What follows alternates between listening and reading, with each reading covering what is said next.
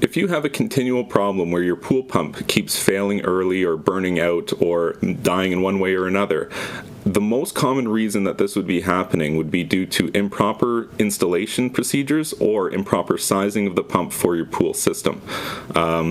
Installation of pool pumps looks pretty straightforward. Just connect the pipes and you're good to go. But there's a lot that's happening in the theoretical world in terms of friction loss or resistance to flow. And improper installation of the pump can easily result in a situation where the pump burns out early or only lasts a couple of years or underperforms or constantly overheats. There's a number of different things that can happen. The most common things that would be a mistake would be creating friction loss areas at the suction side of the pump. So there should be a straight run of pipe that goes into the suction side of your pump or the front of the pump. If you've got, a valve or a 90 directly attached to the suction side of that pump, that's a pretty serious flow restriction and something that's going to make your pump work harder than it should. In terms of the installation value itself, if the pump is not correctly sized to your system, it's going to be working too hard basically its entire life. A lot of times the case is actually that the pump is too large for your system. People tend to shop according to horsepower, assuming that more horsepower is better. But that's certainly not the case in the world of swimming pools.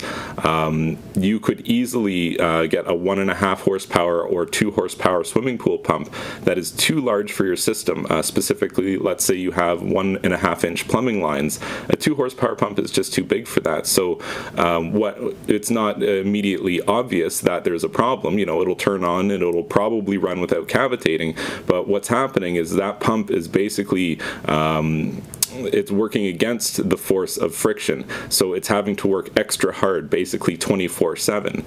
Whereas if the pump were sized correctly for your plumbing lines and for other flow restrictions like your filter head, then the pump would operate more efficiently. It would operate with less heat generated, and ultimately that's what's killing pumps most of the time. Is the heat generated from the electric motor can cause damage to the internals of the motor and ultimately cause failure. So if you're having a problem with your pool pump just constantly dying on you, you should be looking at the installation value. Make sure that it's installed correctly and ensure that there's no unnecessary flow restrictions. And I'll put a link in the description below that will take you to a video series where you can watch 50 pool pump installations, and I review them on video so that you can see where these deficiencies are.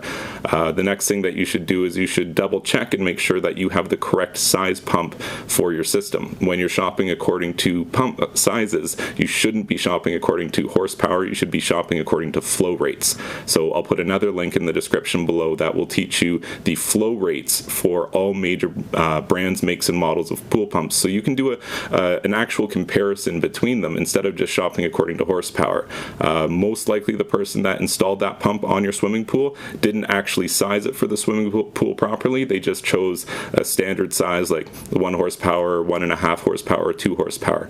Take the time to actually double check these numbers, and you'll probably discover that you're actually wasting money because your pool pump is far too powerful, so it's operating inefficiently, and in the long run it's failing early, which costs you even more money. So a smaller pool pump could be the option if you have a problem where yours keeps burning out.